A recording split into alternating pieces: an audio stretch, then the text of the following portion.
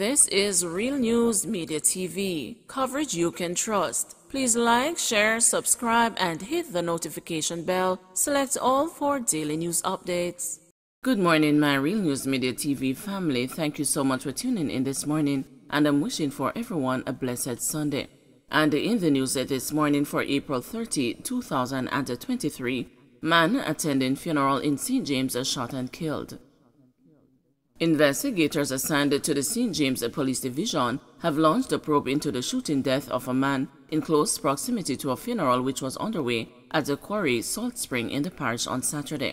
The deceased has been identified as Shamari Sterling of a Fellman Corner Salt Spring address.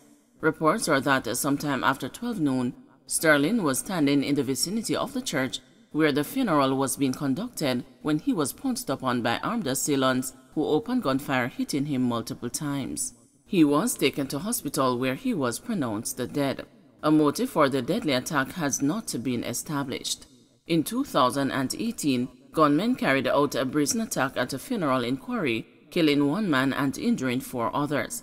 That attack occurred as pallbearers were taking the casket of slain community member O'Shane Duhaney out of a church in the area and heading to a waiting chariot in the Quarry Square. Hanover police believe a feud may be at the center of murder of 2 men. The police in Hanover are theorizing that a feud may be behind the gunslaying of 2 men in separate incidents in the parish on Saturday.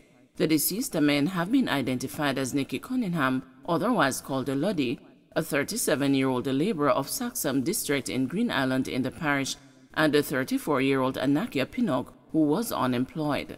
In the first incident, Cunningham was a customer at a shop in Prospect District, playing a game at one of the machines when explosions were heard around 6:55 a.m. The perpetrators are unknown.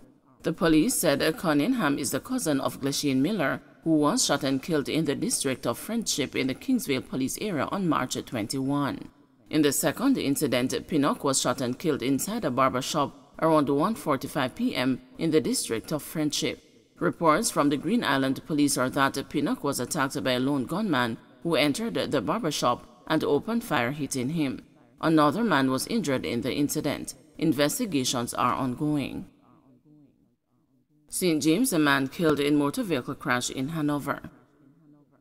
A St. James man succumbed to injuries he sustained during a 4-vehicle collision in Hanover early Saturday morning as the carnage on the nation's roads continued. The deceased has been identified as Rondal Paragon Singh. Reports are that Paragon Singh was driving his motor car on the Great River Bridge when it collided with another car traveling in the opposite direction. He died on the spot while some occupants of the other vehicles involved in the accident were taken to hospital with various injuries. The police are probing the circumstances that led to the 4-vehicle crash. 2 die in St. Mary traffic crash.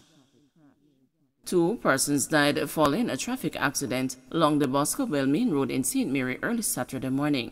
They have been identified as a 31-year-old taxi operator, Curtis Small, and a passenger, Chevon Grant, both of Hampstead Housing Scheme in the parish.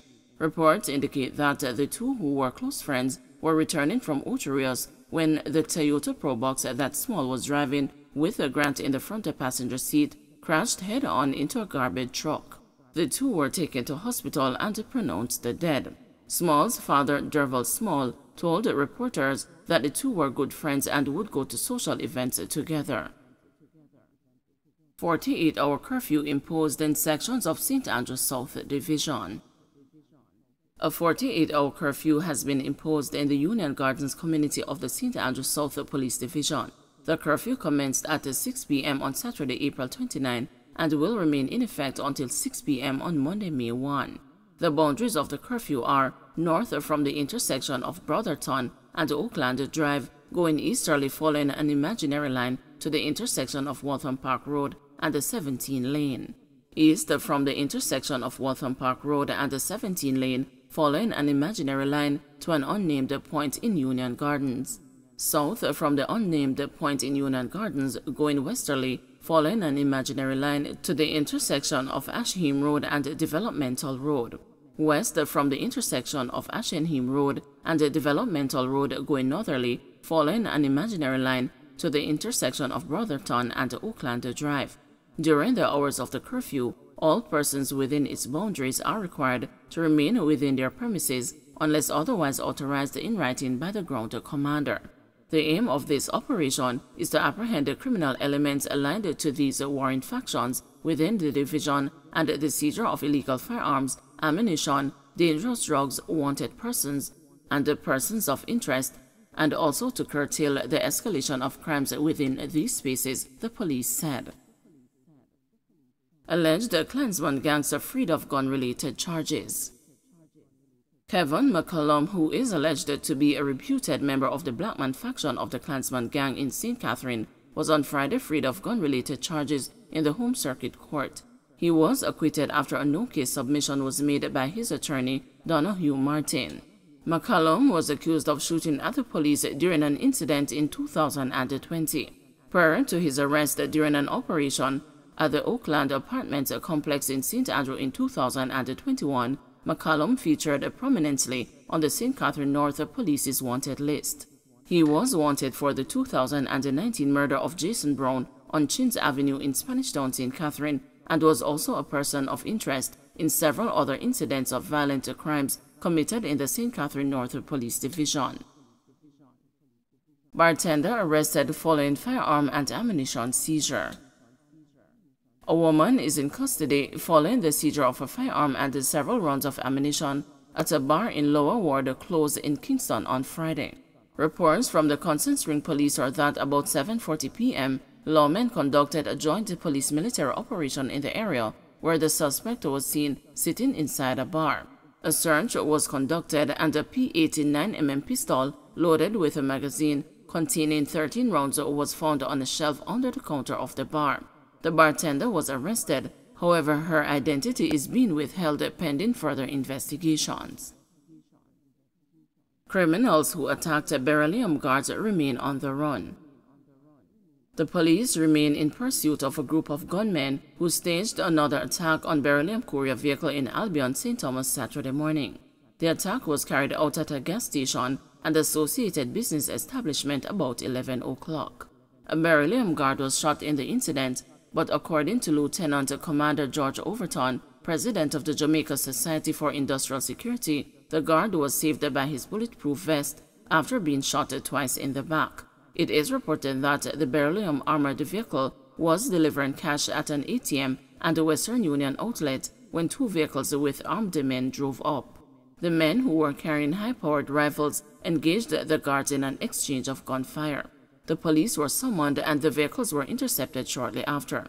The news was informed that during a high-speed chase and a shootout with the police, one of the vehicles crashed.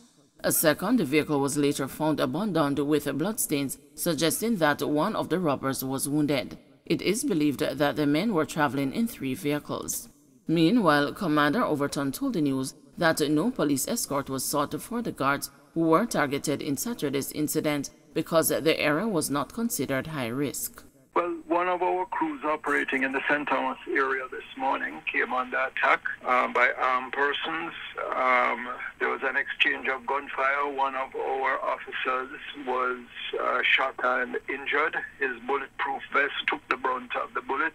He is currently at hospital undergoing treatment. No cash was lost. The police were quick on the scene. They gave chase. There was an exchange of gunfire between the police and the robbers. The robbers' vehicle crashed. We're not sure what the full outcome of what has transpired with them and the police. We have an agreement where we have high-risk situations or situations where intelligence tell us we may be at greater risk, that the police will assist. They cannot assist every vehicle that we have running across this island on a daily basis. So we together evaluate and pick the high-risk ones and get the cooperation for that. This vehicle this morning would not have been classified as a high-risk situation. Don't forget to like, share, subscribe, and hit the notification bell. Select all for daily news updates.